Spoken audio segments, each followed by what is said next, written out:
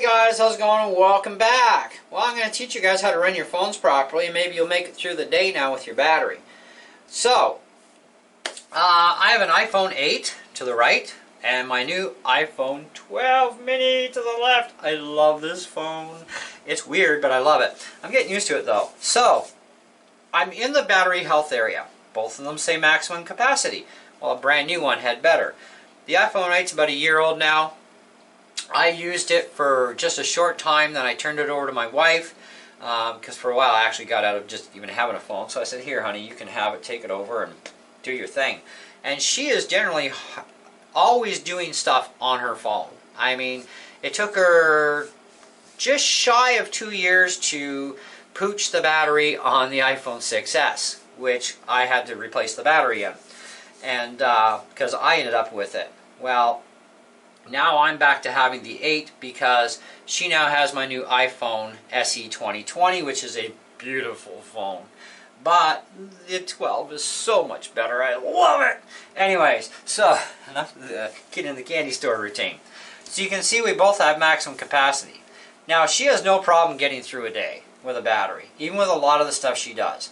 Okay? But there has been times where she's kind of like, maybe I should put it on charge because I am waiting for a call, and even yakking on the phone can take up your battery a little bit. That's kind of standard operational procedure, right?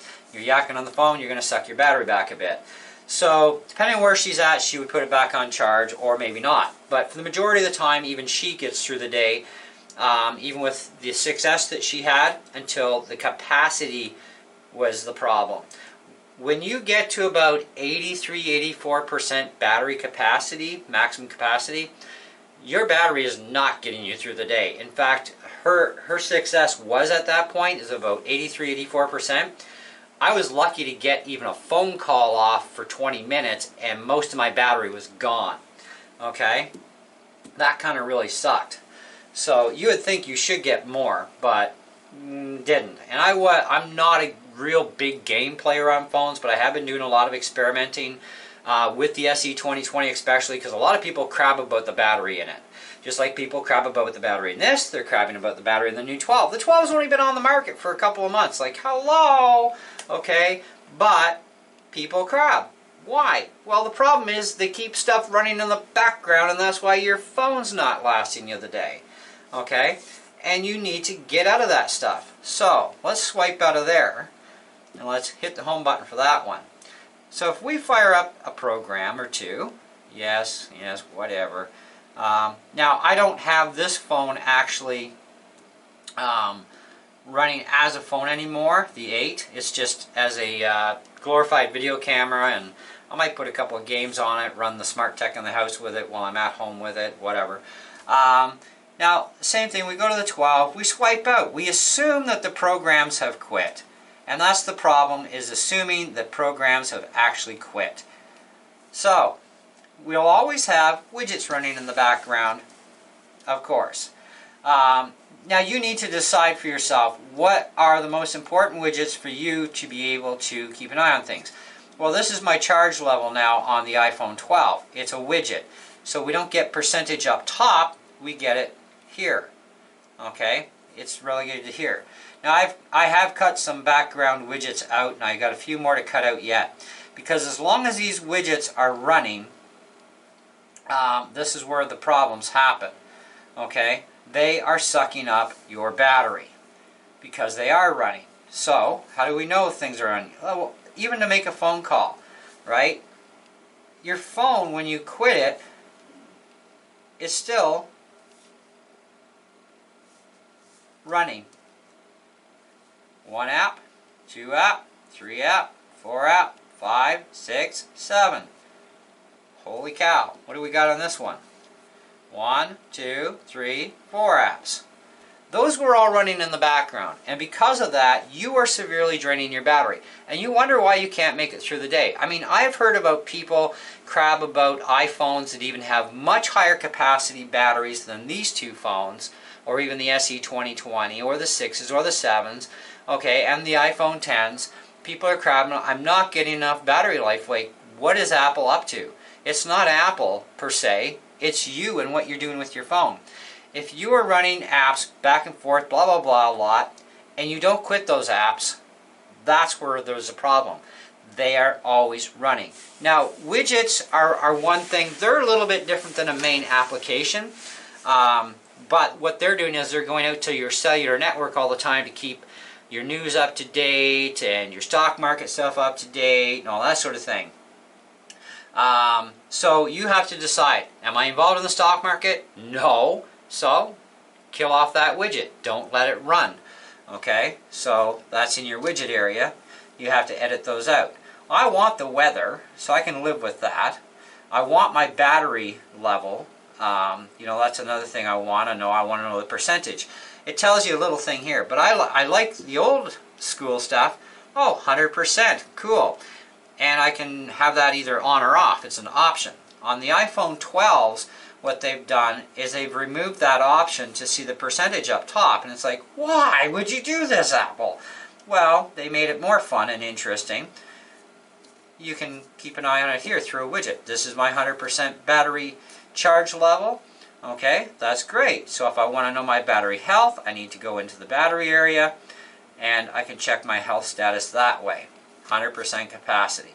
That means that your battery will charge to 100% of its capacity. That is not your charge level. That's the amount of life left in that battery for charge cycles. It's still at 100%. I'm impressed that even after almost a year, you know, because I know what my wife does on her phone all the time, and I'm surprised that this is still actually at 100%. However, she's a smart cookie, and she even knows that you once in a while should actually let the thing just basically flatline to the red zone and then slow charge it. Now, optimized battery charging is a trickle charge system, okay? And it's going to be an overnight deal. So you leave it on the charger overnight. Who cares? You're sleeping anyways. Unless you're a night worker, well, you're sleeping during the day. Leave it on all day. Whatever. You get the idea, right? But to even have just those two things going, you know, here, we get it here. What annoys me on the swipe system is I actually have to launch something else and then go to here, and then I can quit those apps. Unless there's another way around it I haven't figured out yet, but this technology with the no home button is still very much a new thing to me. So if there is another way around it, then fine. But the point is, even when you made a phone call and you exited from that phone call and back to your home screen, your phone app is still running in the background. So it's chewing up processing power, it's chewing up RAM, it is chewing up your battery. Okay, it's chew, chew, chew. You need to quit those apps. Now, people that have like Fitbits and watches that are tied to their phones for health stuff, I get that. My wife does that. She has a Fitbit, and that program has to always run in the background 24 hours a day in order for it to talk to the watch. So that is one app that she just doesn't ever quit out of on her phone. All other apps she does quit out of, and she makes sure that they are out, and only her Fitbit thing runs 24 hours a day. So she has a very small amount of drain on her battery other than just being on standby, okay? But she talks on her phone, and she can talk for hours on end and barely nail into the battery. I can do the same, and I've done it with the 8, I've done it with the SE20, I've talked for hours at a time, barely put a ding in the battery at all. Playing video games on the phone though, on the SE, on the 8, that definitely is sucking those batteries down, okay, but depending on the game, depends on how much they suck, because that's all dependent on how much processing power and how much RAM it takes to run that game, how fast it's going to hit your battery. In my world, if you want to play video games, do it on an iPad or do it on a real computer. Phones, yes, they can do it. They're great little devices for that. But the price you pay is you are going to drain your battery quicker. So if your phone is important for you to make it through the entire day and do your stuff, then do your stuff. But forget gaming, because the gaming is going to kill your battery. But also make sure any programs you've run, unless it's a health program for an Apple Watch or a Fitbit kind of deal, make sure that app stays running, but quit all the others, and you'll find that you will have a lot longer battery use during the day out of your phone. you should be able to get through the entire day on your phone. So now if you're the kind of person that you're using your phone and you are constantly, I mean constantly, just yakky with tons of people all the time, every single day. It doesn't matter what phone they sell you, you're going to kill that battery before the day is out, okay? If you're just even using it just as a phone, because that talk time is making your phone work, etc. But make sure apps are shut down. Make sure any widgets, in the case of our 12 here, and any widget stuff you got going on your other phones, make sure that stuff that you don't need is actually disabled. And it's very easy to do that through your settings area. You can disable all that stuff. Also disable Wi-Fi Assist. Very nasty program, okay? Because it can actually chew into your home internet. And if you have a limited amount of internet cap on your line, like we do with our router, we're like, well, we're not capped. But if we extend past 100 gigs, our bill goes astronomical, okay? I've talked to you guys about our internet system before in the house. Anyways, so let's unlock this, thank you. I love Face ID. This is such a cool thing.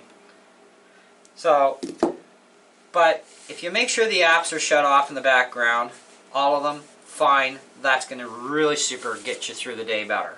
If you stay away from video games on your phone during the day, as much as you possibly can, or preferably none at all, again, that is going to get you through the day without a problem, and you will still have plenty of battery. Do you know that I average, even with playing a little bit of my sled racer game, which is a bit of a battery hog, I can still get through my entire day making probably about a half a dozen phone calls, averaging between 20 minutes to an hour. I still go up, I do a little bit of surfing, I watch a video or two. Even with the SE 2020, I was still over 50% of my battery the majority of the time. Unless I was a little heavier that day, I would decrease it a little bit more than that. I'd probably be like in the high 20s, early 30s. So I still had no problem making it through the day doing my everyday stuff.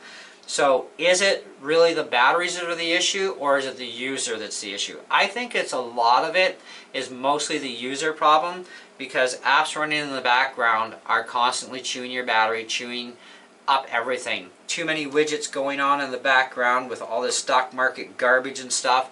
I'm not into that. I don't need those widgets. So I disable them. They're done. They're not chewing my battery. They're also not chewing my cell data either at the same time. Which is a very important thing too, is if you have only a certain amount of data, which we all pretty much have unlimited data now, right? Because even I've got unlimited on here, but I have unlimited for X amount of gigs, and then it goes to 3G. 3G, by the way, guys, is worse than dial-up. I mean, if you remember dial-up at, 300 BPS, bits per second, which is like dog paw slow. Then we went to like, I think it was 309 to 12 to 24, and then 28.8 and so on, right? And we finally hit 56K times 2 dual, and even that is slow. While 3G is kind of like 56K modem, but really slow. So yeah, unlimited data packages aren't always what they're all cracked up to be. Just means you don't get a data overage fee, but now you got to wait 10 minutes for your email to even launch. But nonetheless, so this is what we have to deal with here. Okay, I think that if you shut down all background apps, not required at all, make sure they're shut down. That's going to really super help you a lot. Okay, limit your gaming if you are going to game at all. Okay, otherwise pretty much any video game is going to start sucking your battery, right? Or just don't play games at all. I mean, I love smartphones, don't get me wrong. I really do love them. I think they're fantastic. I do make use out of them. I still have to install my Facebook and my other stuff back onto this one. I use it now a little bit more. When I first got into smartphones or cell phones, period, to me, it's a phone. I want to talk to somebody. I don't like texting, but I'll still do it because sometimes you just have to, because people won't pick up the phone and call you. So, I do use the texting here and there, right? I use it as per phone. And I do some video stuff here and there because I love the camera apps. And I love the fact I got 4K front and back on my i12 mini. So that's really nice. I can't wait to start cutting some videos and putting sample videos up for you guys. That definitely is coming over the next little while, so stay tuned. But, you know, there's a lot of junk in these phones that we can do without. Any apps you can delete that you don't need for apps, get rid of them. You don't need them, torch them, right? Background widgets, what you don't need, disable. You can disable that all in the settings area. And that's with any phone, whether it's a 12 or an 8 or a 6 or whatever phone you have. Even this applies to Android phone users. You guys have the same problems with background amps still running in the background. Shut the stuff off. When you're done with whatever you're doing, yeah, you swipe or you home button out, you have not technically quit that program. It is still running. It's like a Windows computer or a Mac computer. You can have multiple applications open at the same time, and the forefrontmost is always going to be there. Well, you don't see the forefrontmost one here, but it is still there in the list, and it is still chewing and chewing and chewing your battery in this case, okay? Because real computers plug into the wall. So yeah, that's my advice for you guys to get through the day, to make sure that you're getting the best out of your battery performance and everything else. Charge cycling, leave it on the optimized thing. It sits overnight on the charger. Away you go. I think I might have to buy another wireless charger though, because I have two phones here that can use wireless charging. Or I'll just plug one in. But either way, that is what is causing your batteries to drain. And the majority of this is your bad. It's not the battery that Apple put into this phone or the SE 2020. A lot of that problem is definitely the user. And I have watched video after video after video of people whining about the battery really sucks in the SE20, it sucks in the 8, it sucks in the 6. We can't make anybody happy, can we? It seems, you know. I've seen them crab about the 11s and the 10s, and you know, you got to think about what the person is using their phone for. That's what's killing their battery, right? You know, and of course their lack of knowledge about properly quitting programs. You know, that's what this video is about, to help you guys. Hey, if you have a phone with a home button like this, kind of has like a home button kind of deal, you know, you've got apps. Apps run in the background. No matter what you've done, apps are still running in the background. Okay, just easier to get to these things with a home button system. You know, you've got your other phone here. I love Face ID. Okay, books. Again, I can't say this enough times, but I'm going to do it one more time and then we're out of here. Okay, maps. Okay, now, unfortunately, I haven't figured out another way around this. However, if I have this app open, I can just do this, puts it into a list, swipe, swipe, swipe, swipe. Now they're all shut down. Now my battery's not going to get, you know, low on me by the end of the day. I'll easily make it through. So, there you go. There you have it. Thanks for watching. I hope you enjoyed the video, and I hope nobody got offended by it, but, you know, it is what it is, and I think that that's, honestly, the majority of your problems with your phone battery not lasting the day. It is how you use your phone, okay, which is a big thing, and video games are going to kill any battery in any phone, alright? But, yes, there are instances where even a phone like either one of these or even the SE, if you're just yakety yakety yakety yakety yakety yak, yes, you're going to have to probably put it on the charger before the end of the day, because you are really using a lot of battery power when you're talking on a phone. Any cell phone is going to chew a lot of power. You know, I can talk on my cordless house line for about probably 5 hours, and my battery finally says, ha, pick up another phone, sucker, or I'm disconnecting your call. Okay, I have 3 phones, right? And this is actually my one phone, my landline. We still have a landline around here. And we need it, because in the country, cell phones aren't the most reliable for receiving calls, let alone talking to anybody for too long at a time, depending where we are. But in town, we're fine. So yeah, so that's where I think that if you practice these things, shutting down background apps, unless you have like a health meter app for your Fitbit or your Apple Watch or whatever. Leave that app going. It's still going to drain, but not very much. It's very minimalistic, in fact. But the more of those apps that are running in the background, the more it's sucking your battery, even if you're not yakking on your phone and you're wondering, I had like 30% more than this an hour and a half ago. What's going on? That's your background apps running. Even your camera app runs in the background. It's actually sucking in video coverage. You know, even though you're not recording, it's sucking in the picture in the background. And that takes a lot of processor and a lot of battery to do that. This is why you need to quit all these apps properly, and you'll find you'll have a much better experience with your phone. So, now I've been using cell phones since cell phones first came out.